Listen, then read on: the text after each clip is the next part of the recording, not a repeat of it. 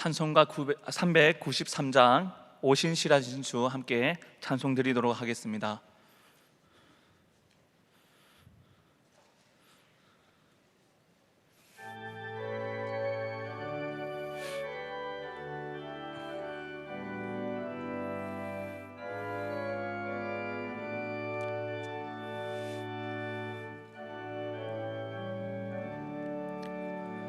오신실하신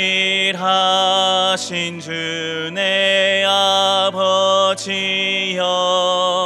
늘 함께 계시니 두려움 없네. 그 사랑 편찮고 날 지키시며 어제나 오늘이 한결같네. 오신실하신 주, 오신실하신 주, 날마다 자비를 베푸시며 일용할 모든 것 내려주시니 오신실하신 주 나의 구주. 3절 부르겠습니다. 내 죄를 사하여 안위하시고 주 친히 오셔서 인도 오늘의 힘 되고 내일의 소망 주만이만 보게 내리시네. 오신실하신 주, 오신실하신 주, 날마다 자비를 베푸시며 일용할 모든 것 내려주시니 오신실하신 주 나의 구주. 아멘. 네, 오늘 함께 나눌 말씀 찾도록 하겠습니다. 오늘 함께 나눌 말씀은 신약성경 누가복음 14장 말씀입니다.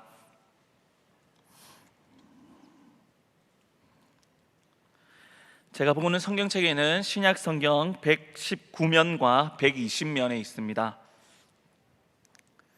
신약성경 누가복음 14장 15절부터 35절까지 말씀입니다. 함께 보실 말씀은, 봉독해드릴 말씀은 15절부터 해서 24절까지 말씀 함께 봉독하겠습니다. 한 절씩 한 절씩 교독하도록 하겠습니다. 제가 먼저 14장 15절 말씀 읽도록 하겠습니다. 함께 먹는 사람 중에 하나가 이 말을 듣고 이르되 무릇 하나님의 나라에서 떡을 먹는 자는 복되도다 하니,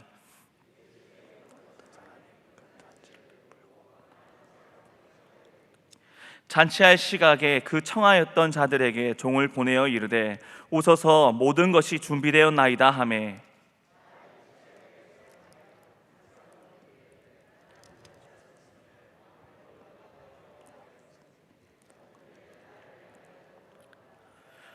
또 한 사람은 이르되 나는 소 5겨리를 샀음에 시험하러 가니 청컨대 나를 양해하도록 하라 하고,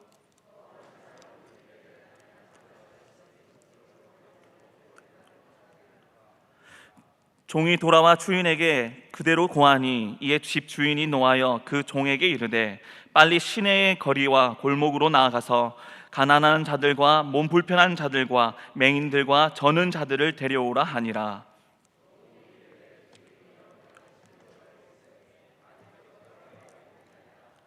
주인이 종에게 이르되 길과 산 울타리가로 나가서 사람을 강권하여 데려다가 내 집을 채우라. 함께 읽겠습니다.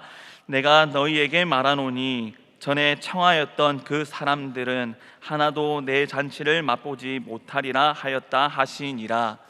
아멘. 네, 계속해서 수요 예배 가운데 누가복음 말씀을 나누고 있습니다. 오늘 함께 보셨던 말씀은 누가복음 14장 중반절부터 오늘은 끝까지 마치려고 합니다.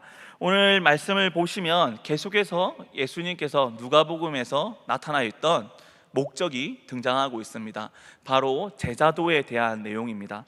오늘 말씀 이전에 지난주에도 그 제자도에 대해서 그리고 반전이라는 것에 대해서도 나누었지만은 오늘 말씀에서도 제자도가 무엇인가, 그리고 끝으로 그 제자도는 어떠한 것인지를 예수님께서 우리에게 가르쳐주고 계시는 본문입니다. 오늘 말씀을 보시기 전에 먼저 강의 안에서는 서론에 유대인의 초대 문화라는 것을 조금 기록해 놓았습니다. 초대 문화에 다양한 것들이 있겠지만은 오늘 본문에서 해당되는 것을 조금 기록해 보았는데요. 첫 번째를 보시면 사전 초대라는 것이 있습니다. 유대인들의 잔치 문화 가운데서 잔치가 특정한 어느 날이 있다라면 그 잔치가 있기 한참 전 미리 사전에 잔치에 오실 수 있는 사람들을 선택하여서 초대하는 문화입니다. 예를 들어 우리가 추석 명절이 있다고 생각한다면 추석 명절이 있기 한참 전부터 이 명절이 있으니, 잔치가 있으니 이 잔치에 함께 나와서 이 자리에서 먹고 나누고 기쁨을 함께 하자라고 초대를 한다라는 것입니다.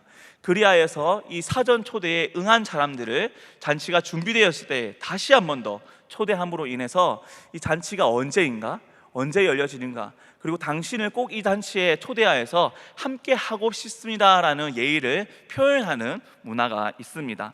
그래서 사전 초대라는 것으로 표현하고 있고요. 또 하나는 이 사전 초대와 함께 연관이 조금 있는 초대입니다. 바로 내가 초청을 받았다라면 나도 나를 초대한 사람을 언젠가는 큰 잔치에 초대를 하는 답례의 문화가 있다라는 것입니다. 그렇다면 오늘 본문에서 함께 식사하던 자들, 오늘 이야기에서 함께 등장하는 자들은 예수님의 초대나 아니면 바리새인이 예수님을 초대하였으므로 당신도 나를 잔치에 초대하여야 된다라는 약속이 내포가 되어 있다라는 것이죠. 이러한 문화 가운데서 오늘의 식사 자리가 계속되고 있다라는 것입니다. 그런데 이 가운데 오늘은 15절 말씀에서 한 사람이 식사 가운데 한 말을 하고 있다라고 기록이 되어 있습니다. 15절 말씀을 보시면 오늘 본론의 시작인데요. 한 사람이 하나님의 나라에서 떡을 먹는 자는 복이 있다라는 것을 말하고 있다라는 것입니다. 당연히 하나님 나라에 있는 사람은 복이 있는 사람입니다. 그런데 여기서 떡을 먹는다는 것은 하나님의 잔치에 초대되어서 그 초대된 자는 복이 있다라는 것으로 말씀을 하고 있다는 것이죠. 즉 지금 이 자리와 마찬가지로 잔치에 초대된 자는 분명히 특별하게 선별된 자, 초대받은 자, 복이 있는 자다라는 것을 말하고 있다는 것입니다. 그리고 16절 말씀을 이어서 보시면 이 말을 들은 예수님께서 그 말을 한 사람에게 답변을 하고 계십니다.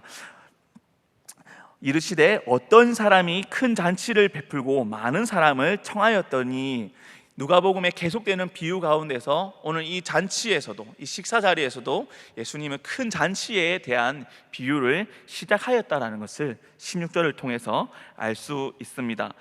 여기서 16절을 보시면 예수님께서 큰 잔치를 베푸는 사람이 있다라는 것을 말씀하고 있습니다. 그냥 보통 일반적인 잔치가 아니라 큰 잔치라는 것에 우리는 주목을 해야 한다는 것입니다. 보통 잔치가 아니라 큰 잔치라는 것은 미리 사전에 분명히 초대를 하였을 것이고, 그 초대에 응한 자들에게 다시금 초대하는 이 사전 초대 문화가 반드시 있었을 잔치라는 것을 다시 생각해 볼 수 있다는 것입니다. 조금 더 쉽게 말하면 당연한 유대 문화 가운데서 일어나는 잔치였다라는 것으로 예수님이 말씀을 시작하고 있다라는 것이죠. 그러면 누구나 변수가 아니라 당연한 결과를 생각할 것입니다. 당연히 큰 잔치에 귀중한 사람이 초대를 받을 것이고, 그 사람들이 당연히 그 큰 잔치에 응하여서 잔치가 이루어질 것이다 라는 것이 일반적인 이야기의 흐름일 것입니다. 아니, 결론이 될 수도 있겠죠. 하지만 오늘 본문을 함께 보았을 때에 그 생각과는 다른 결론이 지어지는 것을 생각해 볼 수 있습니다. 17절 말씀에 잔치할 시각에 그 청하였던 자들에게 종을 보내어 이르되, 당연히 사전 초대에 대한 행동으로서 미리 응한 사람에 대해서 잔치가 준비되었다라는 소식을 전하는 일을 하였다라는 것이죠. 큰 잔치를 베푸는 어떤 사람은 유대 문화에 맞게끔, 그 질서에 맞게끔 잔치를 준비하였고, 잔치날이 되어서 다시금 이 초대에 응한 자들을 찾아서 부르고 있다라는 것으로 우리는 볼 수 있습니다. 그래야 해서 종을 보내어 오소서 모든 것이 준비되었나이다 라고 17절은 말씀하고 있습니다. 즉, 잔치가 준비되었으니 약속한 그날입니다. 이 잔치에 모두 나와서 이 기쁨을 함께 나누었으면 합니다라고 초대를 하고 있습니다. 18절 말씀을 보시면, 그런데 우리가 생각하던 결론이 아니라 다른 일이 시작되는 것을 생각해 볼 수 있습니다. 다 일치하게 사양하여, 여기서 어떤 사람은 그 잔치에 참여하지 못하였다가 아니라 모두 다 일치하게 그 잔치에 응했던 사람들이 날이 다가와서야 거절하였다라는 것으로 18절은 시작이 되고 있다라는 것이죠. 당연한 결과가 아니라 생각지도 못한 일이 진행되기 시작했다는 것을 18절은 말씀하고 있습니다. 어떤 한 사람이 어떠한 말을 하는지 18절에는 기록이 되어 있습니다. 한 사람은 이르되, 나는 밭을 샀음에 아무래도 나가 보아야 하겠으니 청컨대 나를 양해하도록 하라라고 거절의 사유를 말하고 있습니다. 여기서 어떠한 이유 때문에 잔치에 참여하는 것을 거절하고 있습니까? 땅을 샀다, 밭을 샀다라고 기록이 되어 있습니다. 밭을 사는 것은 가계에 매우 중요한 일입니다.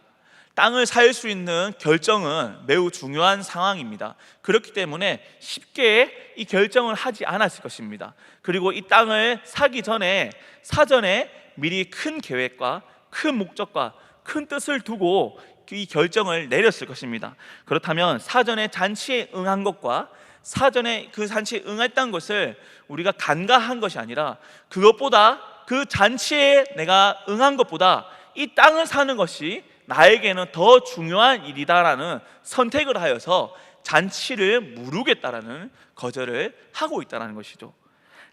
당신은 귀중한 사람이니 당신이 우리 잔치에 와서 영광을 나타내길 바랍니다 라는 예의보다 나의 재산과 나의 결정이 더욱더 중요하다라는 것으로 자신의 생각을 표현하고 있다라는 것입니다. 그렇게 18절에 기록된 한 사람은 나는 땅을 샀으니 땅 때문에 잔치에 못 가겠습니다 라고 전해주시오라고 답을 하고 있다라는 것이죠. 19절 말씀을 보시면 또 다른 한 사람은 이르되 나는 소 5겨리를 샀음에 시험하러 가니 청컨대 나를 양해하도록 하라 하고 또다시 거절을 하는 사람을 볼 수 있습니다. 이번에는 두 번째 거절한 사람은 어떠한 이유 때문에 잔치에 못 가겠다라고 말합니까? 바로 소를 샀기 때문에 잔치에 못 가겠다라고 말하고 있습니다. 밭과 같이 자신의 가게에 큰 경제적인 목적을 이루기 위해서 나는 그것을 선택하겠습니다라는 답을 하고 있다는 것이죠. 여기서 19절에 소결이라는 단위가 등장하고 있습니다. 이 단위는 한 결이는 소 2마리가, 가축 2마리가 이끌어가는 쟁기를 말하는 것입니다. 즉 가축 한 쌍이 쟁기 하나를 끌고 가는 단위가 바로 결이라는 단어죠. 그러면 소 5겨리를 샀다는 것은 몇 마리를 샀을까요?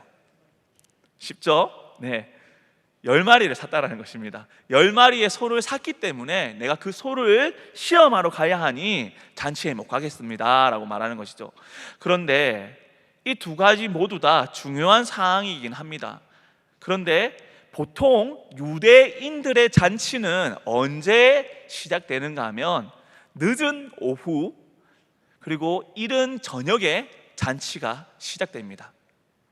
조금 더 오늘 시대에 맞게끔 생각하면 저녁에 대부분의 잔치가 시작된다라는 것을, 저녁 만찬이라는 것을 우리가 생각해 볼 수 있습니다. 그러면 땅을 사는 것, 그리고 소를 시험하는 것, 이것은 밤에 하는 일입니까? 아니면 대부분 일가가 진행되고 있는 오전이나 낮에 되는 일입니까? 바로 해가 있을 때, 날이 밝을 때에 대부분 이루어지는 일이라는 것이죠. 그러면 첫 번째 사람과 두 번째 사람이 거절한 것은 당시 시간적 논리로서는 맞지 않는 행동이라는 것입니다. 단순히 내가 정말 기난 중요한 일이 있으니 이 잔치에 못 가게 되었습니다라고 예의를 지켜서 양해를 구하는 것이 아니라 이 초대받은 자가 주최하는 주인과의 관계를 내가 중요시하지 않는다라는 그 마음의 태도가 이 거절에 등장하고 있다는 것이죠. 중요한 일은 반드시 중요한 일을 사전에 준비하고 마무리했을 것입니다. 땅을 사는 것, 소를 사는 것, 이것은 중요한 일이기 때문에 잔치와 겹치게끔 하지 않았을 것입니다. 그럼에도 불구하고 이 두 사람은 잔치날에 그 일을 하여야겠다라는 말을 하고 있다는 것이죠. 조금 더 직설적으로 표현하면 잔치를 주최하는 이 큰 잔치를 베푸는 주인에게 당신과 나의 관계는 나의 일에 대해서 당신은 중요한 사람이 아닙니다라는 표현을 우회적으로 하고 있다는 것입니다. 이제 다른 한 사람이 등장합니다. 21절 말씀을 보시면 종이 돌아와 주인에게 그대로 고하니 이에 집주인이 노하여 그 종에게 이르되 빨리 시내의 거리와 골목으로 나아가서 가난한 자들과 몸 불편한 자들과 맹인들과 저는 자들을 데려오라 하니라. 제가 한 구절을 건너뛰었는데요, 20절을 먼저 보도록 하겠습니다. 20절을 보시면 한 사람은 이르되, 또 다른 세 번째 사람이 등장합니다. 나는 장가 들었으니 그러므로 가지 못하겠노라 하는지라. 이번에는 어떠한 거절 이유가 있습니까? 제가 장가를 갔습니다. 결혼을 하였기 때문에 제가 집을 지키고 아내를 즐거이 하여야 되기 때문에 제가 잔치에 참석을 못하겠습니다라는 거절을 표현하고 있다는 것입니다. 성경 말씀, 구약 성경을 보시면 신명기 24장에 결혼에 대한 말씀이 기록이 되어 있습니다. 어떠한 말씀이냐면 결혼이라는 것을 굉장히 대우를 해주는 유대 문화가 등장하고 있습니다. 신명기 24장 5절 말씀에 그는 1년 동안 한가하게 집에 있으면서 그가 맞이한 아내를 즐겁게 할지니라 라고 기록이 되어 있습니다. 결혼한 사람은 1년 동안은 가정을 지킬 수 있는 특권, 의무를 주고 있다는 것이죠. 얼마만큼의 특권이냐면 전쟁이 일어나도 그 전쟁에서 참여할 수 있는, 그 징병될 수 있는 그 고난에 대해서 면제를 준다는 것입니다. 결혼한 자에게 1년간은 그 가정에 책임을 다할 수 있도록 특권을 주고 있다는 것이죠. 그러면 첫 번째 사람과는 조금 다르게, 첫 번째와 두 번째 사람과는 다르게 세 번째 사람은 성경적인 근거로서 자신의 상황에 대해서 거절을 하고 있다는 것입니다. 하지만 혼인 때문에 이 잔치에 참여하지 못했다는 것도 한 가지 생각해 볼 거리가 있습니다. 사전 초대의 문화이기 때문에 잔치는 이미 청하여졌습니다. 그리고 그 잔치에 내가 가겠다라고 응한 상황이라는 것이죠. 그런데 어떻게 결혼식이, 혼인이 겹칠 수 있겠냐라는 생각이 들고, 또 하나는 혼인이 겹치더라도 사전에 응한 이 약속을, 당신과 나의 관계를 생각할 때 내가 당신과의 관계를 귀중히 여긴다라면 이 세 번째 사람도 역시 내가 혼인을 하였으나 오늘 이 기쁜 것을 당신과 함께하여 당신의 잔치에서도 나의 기쁨을 함께 나누겠습니다라는 표현도 할 수 있다라는 것입니다. 결국 첫 번째 사람과 두 번째 사람, 세 번째 사람 모두는 이 잔치를 베푸는 큰 주인에게 어떠한 마음을 가지고 있었는지 이 거절이 표현하고 있다는 것입니다. 당신이 나를 초대하였지만은 나는 당신이 나의 삶에서 크게 중요하지 않는 사람이라는 것을 이 거절을 통해서 보여주고 있다는 것입니다. 예수님 왜 이 하나님의 잔치에서 떡을 먹는 사람이 복이 있다라는 그 한 사람의 말에서 이 이야기를 하고 계실까요? 하나님은 이 땅에 예수님을 통하여서 잔치를 준비하셨습니다. 그리고 그 잔치가 다가오고 있으니 이 잔치에 당신들을 초대하고 있습니다. 누가? 하나님이 이 땅에 임하실 것을, 이 기쁨을 나누실 그 영광의 날이 다가오고 있으니 당신들은 이 기쁜 소식에 응하여서 하나님 나라의 떡을 먹는 이 잔치에 함께 참여하여서 복 있는 자가 되기를 바랍니다라고 예수님은 이 땅에서 복음을 전하고 있다는 것이죠. 그런데 이 복음에 초대된 사람들의 태도와 마음은 어디에 있습니까? 하나님 나라가 언제 오든 내 일이 바쁘고 나의 결정사항이 그 잔치보다 더 중요하다는 것을 그들의 마음과 그들의 행동에서 나타나고 있다는 것을 예수님 비유로 설명을 하고 있다는 것이죠. 결국 이 비유의 결정적인 우리가 포커스, 초점을 둬야 할 것은 거절을 하였다라는 것과 이 거절을 하였음에 잔치가 이루어지지 않았다는 것이 아니라, 하지만 이 잔치를 베푸는 주인은 잔치를 철회하지 아니하고 새로운 손님을 초대하겠다라는 그 열의를 가지고 잔치를 진행하는 것이 이 비유의 큰 초점이라는 것을 말씀을 하고 계신다는 것이죠. 세 사람의 거절이 중요한 것이 아니라 이 이후에 이루어지는 주인의 행동이 더 중요하다는 것을 우리는 생각을 하고 말씀을 보아야 합니다. 21절 말씀에 종이 돌아와 주인에게 그대로 고하니 이에 집주인이 노하여 그 종에게 이르되 빨리 시내의 거리와 골목으로 나가서 가난한 자들과 몸 불편한 자들과 맹인들과 저는 자들을 데려오라 하니라 라고 말씀하고 있다는 것이죠. 귀중한 사람, 귀한 사람이 나의 잔치에 응하였다가 거절하였으니 이 잔치에 면박을 받은 나는 얼마나 부끄러운가.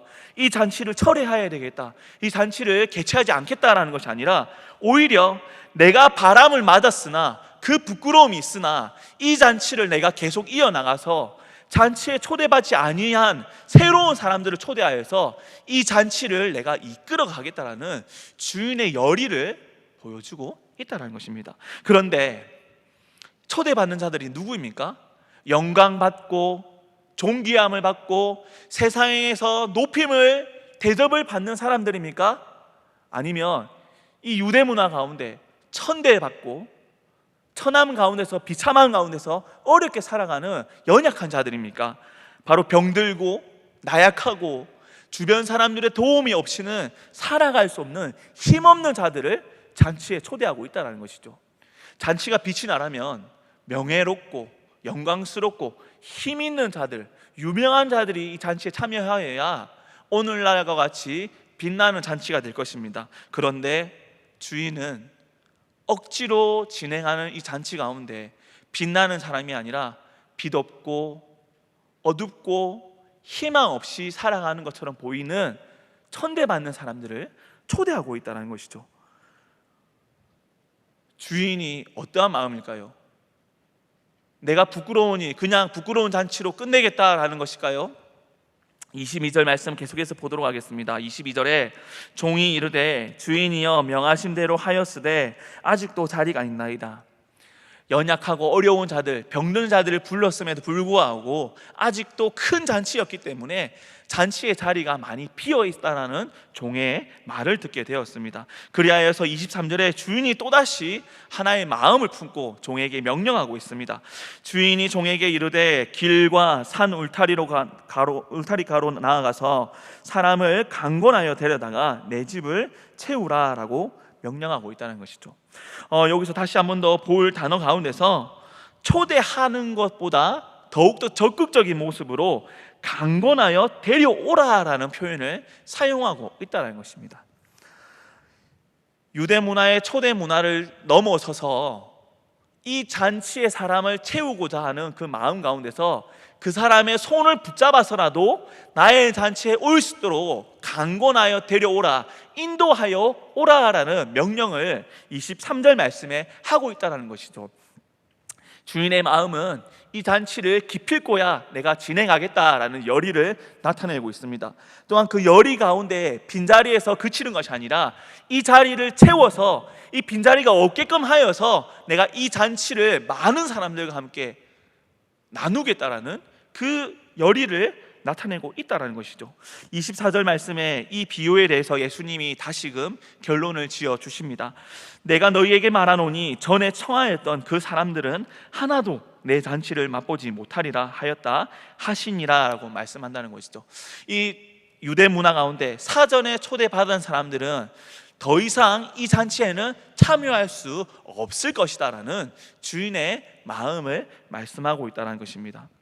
하나님께서 이스라엘 백성들을 택하시고 부르실 때 어떠한 마음으로 이스라엘을 부르셨을까요? 이 세상이 타락하고 부패하고 죄악 가운데 죄의 값인 죽음의 길, 멸망의 길, 진노의 길로 가고 있는 이 인류였지만은 그 가운데 하나님은 사랑으로서, 은혜로서 이스라엘 백성들을 택하시고 부르시고 내가 너희를 나의 백성으로 삼겠다라는 약속을 하셨습니다.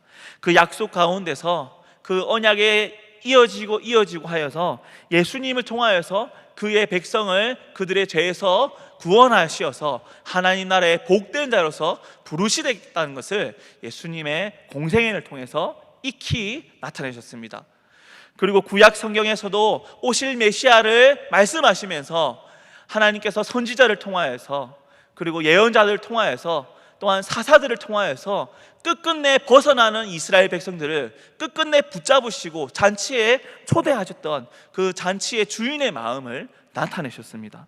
예수님은 그러한 끝내에 하나님의 열의가 있고 하나님의 사랑이 있음에도 불구하고 너희는 그 하나님의 사랑을 지금도 거절하고 있구나라는 것으로 오늘 이 비유를 말씀하고 계신다는 것입니다.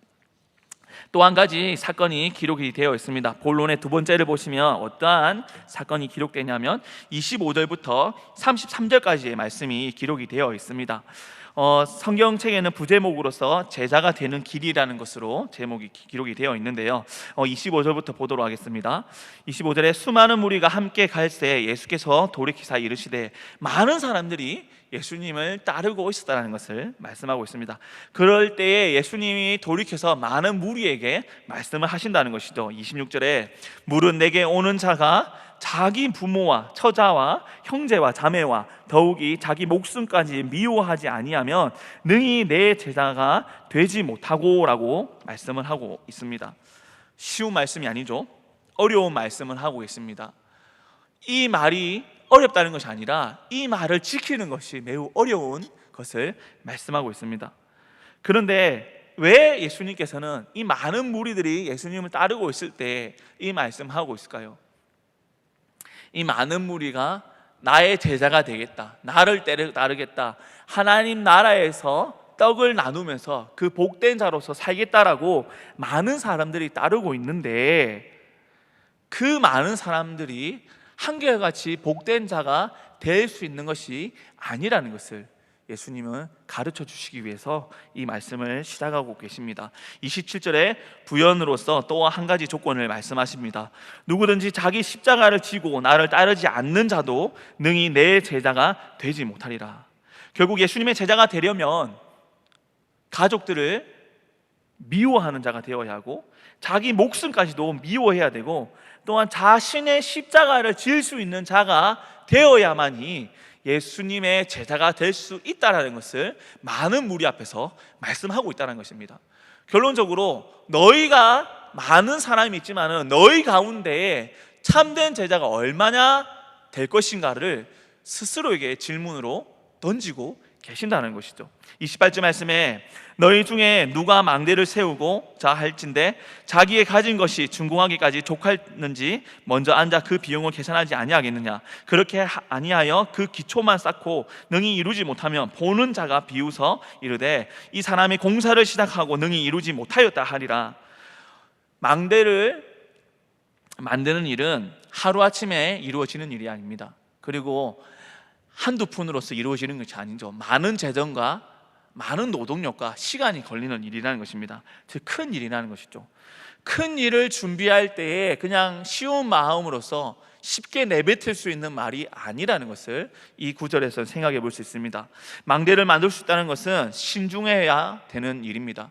그리고 계획을 잘 세우고 그 신중한 가운데 계획에 변수가 생길지라도 흔들리지 아니하고 끝까지 망대를 세울 수 있는지 분석하고 준비하여야 이 일을 완성을 할 수 있는 일이라는 것을, 매우 힘든 일이라는 것을 이 말씀을 하고 있습니다. 그렇게 하지 않으면 망대를 기초만 쌓다가 결국 완성하지 못하고 주변 사람들의 조롱거리가 된다라는 것으로 이 비유를 말씀하고 있습니다.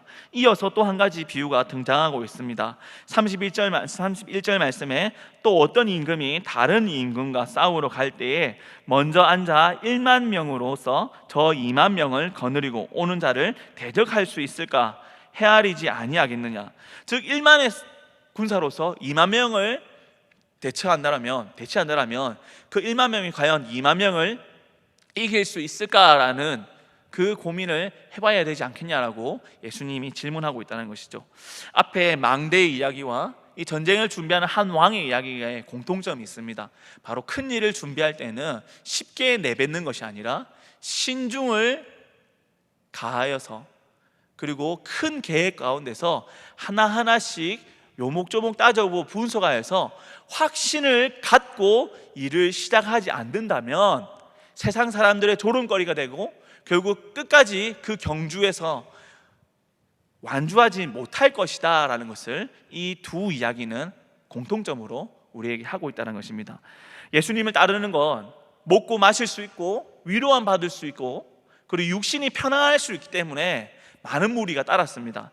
하지만 예수님께서 이 많은 무리에게 끝까지 나를 따르는 제자가 되려면 신중하고 그리고 곰곰이 생각하고 큰 것을 보고 판단하여서 부르심에 대한 소명이 있는가를 스스로 질문하고 확신을 가져야 제자가 될 수 있음을 말씀하고 있다는 것이죠. 바리새인과 같이 내가 율법을 잘 지키고 나의 삶이 율법에 어긋나지 않으니 나는 의로운 사람이다, 내가 하나님 나라에서 떡을 먹는 복 있는 사람입니다 라는 그 오만함과, 그리고 지금 예수님을 따르는 것이 내게 힘이 되고 도움이 되고 편안하니 그 자리가 좋습니다, 함께 하겠습니다 라고 쉽게 말을 뱉고 보여주는 사람이 과연 하나님 나라의 복된 자로서 끝까지 갈 수 있겠느냐라는 이야기를 하고 계신다는 것이죠. 결국 제자도를 말씀하고 계십니다. 예수님께서는 누가복음에서 그리고 공생의 가운데 먹이시고 그리고 제사함 베푸시고 건지시고 구원하실 때에 단순히 이적에만 목적을 두는 것이 아니라 끝까지 어려움이 있을지라도 이적이 없을지라도 제자도를 지켜 나의 제자로서 하나님의 잔치에 함께하는 자로서 나아갈 수 있는가를 말씀을 하고 있다는 것이죠. 32절에 만일 못할 터이면 그가 아직 멀리 있을 때 사신을 보내어 화친을 청할지니라. 결국 왕이 1만 명을 가진 왕이 2만 명이 다가올 때 우리가 그 전투에서 이기지 못할 것이면 화친을 선택할 수 있는, 지금 상황에 가장 옳은 선택을 할 수 있는 자로서도 당신이 그 자리에 서 있는가를 이 32절에는 또 질문으로 말씀을 하고 있다는 것입니다. 실수가 있다면 그 실수를 다시 뉘우쳐서 올바른 판단을 할 수 있느냐라는 것도 덧붙여 말씀하고 있다는 것이죠. 32절 말씀에 만일 못할 터이면 그가 아직 멀리 있을 때 읽었죠, 죄송합니다. 33절 말씀에 이와 같이 너희 중에 누구든지 자기의 모든 소유를 버리지 아니하면 능히 내 제자가 되지 못하리라. 다시금 26절과 27절에 있던 말씀을 결론적으로 33절에 맺고 있습니다. 너희 중에 누구든지 자기의 모든 소유를 버리지 아니하면, 즉 내가 가진 관계들, 가족과 친지와 이웃, 사람과 사람 간의 관계를 내가 선택할 때에 하나님이 귀한가, 이 관계가 귀한가라는 선택점에서 내가 하나님을 선택하지 못하고 소유를 버리지 못하면 예수님의 제자가 될 수 없다는 것을 말씀하고 있다는 것이죠. 결론적으로 모든 가족을 미워해라, 모든 재산을 버려라 라는 것을 말하는 것이 아니라 최종적으로 너에게 질문할 때에 하나님이냐 가족이냐, 하나님이냐 너의 재물이냐라는 질문에서 하나님을 선택할 수 있느냐라는 아주 무거운 질문을 하고 계십니다. 그렇지 아니하면 제자가 될 수 없다는 것이죠. 34절과 35절에 세 번째 이야기가 시작됩니다. 소금이 좋은 것이나 소금도 만일 그 맛을 잃으면 무엇으로 짜게 하리요? 땅에도 거름에도 쓸데없어 내버리느니라. 들을 귀가 있는 자는 들을지어다 하시니라 라고 세 번째 이야기를 이야기하고 계십니다. 소금은 중요한 것입니다. 소금이 어떠한 기능을 가지고 있습니까? 첫 번째, 맛입니다. 어떠한 맛입니까? 짠맛이죠. 이 세상에 소금을 제외하고 짠맛을 낼 수 있는 것이 있습니까? 간장이 있어요. 간장의 원재료가 무엇입니까? 소금이죠. 제 손은 짜요. 손에서 나는 짠맛이 어디서 납니까? 인체에 있는 염분에서 납니다. 결국 염분, 소금에서 난다는 것이죠. 세상에 소금을 대체할 수 있는 맛은 없습니다. 소금은 유일하게 짠맛을 내는 것이고 소금의 기능을 할 수 있는 것이 바로 짠맛입니다. 또 한 가지 기능은 보관입니다. 음식을 오래가게끔 보관할 수 있는 보존료로서 사용됩니다. 그래서 소금은 예나 지금이나 모든 사람들에게 좋은 것으로 인정을 받는다는 것이죠. 그래서 예수님께서는 34절에 소금은 좋은 것이 맞다라고 말씀하십니다. 하지만 소금도 만일 그 좋은 것을 나타내는 속성인 짠맛을 잃어버리면 어떻게 될 것인가? 35절에 땅에도 거름에도 쓸데없어서 버려지게 될 것이다 라고 말합니다. 예수님은 소금에 대해서 그 소금이 가져야 될 궁극적인 맛은 무슨 맛이냐? 짠맛이다. 하나님의 나라의 복된 자로서 살아가려면 궁극적으로 우리가 가져야 될 것은 무엇이냐? 하나님을 의지하는 것이다. 하나님을 믿는 것이다. 그러면 하나님 나라의 백성이라면 하나님 나라의 법을 지켜 행하고 하나님과 동행하는 자라야 그 짠맛을 가진 소금으로서 살아갈 수 있다는 것을 말씀하고 있지 않습니까?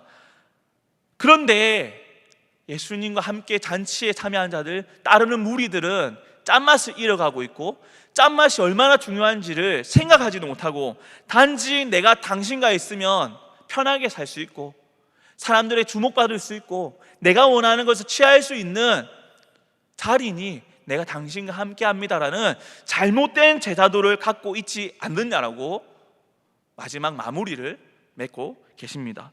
그리하여서 예수님은 이 소금을 통하여서 맛을 잃은 소금은 아무짝에도 쓸모없어서 버려지게 된다. 즉 나를 따르고 있으나 하나님을 믿지 아니하고 하나님을 의지하지 아니하고 하나님 말씀을 듣지 아니하는 것만 따르는 무리들은 참된 제자로서 살아갈 수 없다라는 회심의 말씀을 던지고 계신다는 것이죠. 말씀을 정리하겠습니다. 누가복음 14장에서는 지금까지 누가복음에서 말씀하셨던 제자도에 대해서 최종적인 결론을 짓고 계십니다. 누가 참된 제자냐? 행동에서 드러나는 것이냐? 너희의 지위에서 드러나는 것이냐? 너희의 상황에서 결과로 나타내는 것이냐? 결정적으로 하나님과 너희의 선택의 갈림길에서 하나님을 선택하는 자라야 참된 소금이요 하나님의 백성이요 예수님의 제자로서 살아가는 제자도의 길을 걷는 자다라는 것을 확신할 수 있다는 것을 말씀하고 계십니다. 사랑하는 성도 여러분들, 코로나19 가운데서 우리는 겪지 못한 시대를 겪고 살아가고 있습니다. 그 가운데서 나는 이 어려운 상황에서 예배를 지켜 행하고 있고 기도의 시간에 기도를 열심히 하고 있고 말씀을 더욱더 깊이 사모하고 있으니 나는 맛을 잃지 않았어 라고 생각할 수 있습니다. 바리새인들은 그러한 생각 가운데 살아갔습니다. 율법을 지키니 말씀을 외우니 그 말씀을 내 행실에서 직행하니 나는 하나님 나라의 복된 자입니다 라는 생각을 갖고 살았습니다. 그러나 그것이 개인의 오만이 아니었는지 예수님은 바리새인들에게 물음을 던졌고 그 물음에 스스로 답을 하지 못하는 바리새인들, 하지만 그 가운데서 참된 제자가 무엇인지 깨닫고 돌아와서 하나님께, 예수님께 무릎 꿇고 나아갔던 자들도 분명히 있을 것입니다. 이 어려운 시기 우리는 힘들지만은 선택해야 될 때에 하나님을 선택할 수 있는 자들이 되길 소망합니다. 짠맛을 잃지 않는 소금이 되기를 소망합니다. 우리 모두 다 이 제자들을 바라보고 기도하시고 말씀을 생각하실 때마다 하나님, 저는 능력이 없습니다. 연약합니다. 부족합니다. 하지만 하나님이 인도하시기를, 이 잔치를 베푸는 주인이 하나님이심을 믿고 그 잔치에서 나를 초대하여 주시옵소서. 처음 초대한 자들처럼 하나님 내 판단에 맡겨서 거절하는 자가 아니라 이 어려운 가운데 초대받지 못할 자리에 있으나 하나님의 은혜로 초대하여 주시고 나를 인도하여 주시고 강권적으로 이끌어 주시어서 이 상황 가운데서 신중하게 나의 상황을 판단하고 고려하고 부르심의 확신을 가지고 짠맛을 잃지 않는 하나님의 자녀가 되기를 하나님 붙들어 주시옵소서라고 묵상하고 살아가는 귀한 성도가 되기를 예수님 이름으로 소망합니다. 다 함께 찬송가 546장 찬송 부르시면서 준비하신 예물 드리도록 하겠습니다.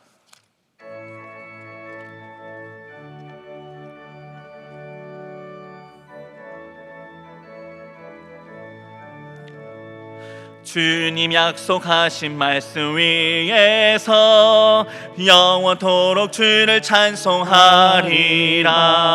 소리 높여 주께 영광 돌리며 약속 믿고 굳게 서리라.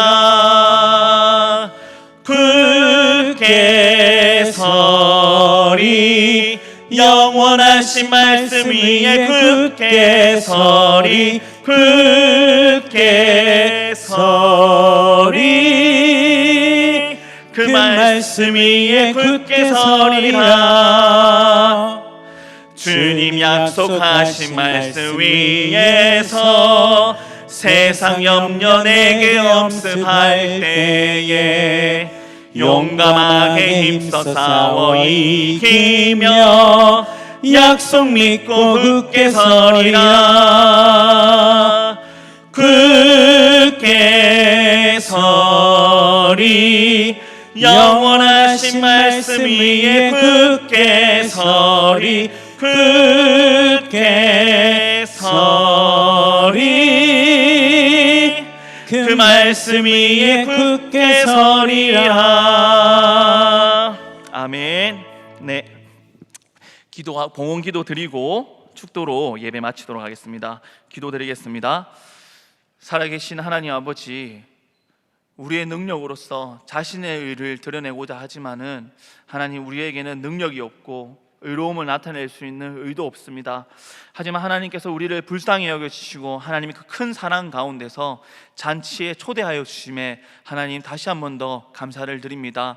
어렵고 힘든 시기, 빛을 발하기도 힘들고 세상에 존대받기도 어려운 이 어려운 시기 가운데서 하나님께서는 우리를 귀하게 큰 잔치에 불러주심을 말씀으로 다시금 확신을 갖게 하여 주심에 감사합니다. 하나님, 우리가 가진 것은 빛날 것도 없고 의로운 것도 없지만은 하나님께서 내게 주셔서 다시금 하나님께 올려드리는 예물을 우리에게 허락하여 주심에 감사합니다. 수고하고 땀 흘린 그 결실을 하나님께 올려드립니다.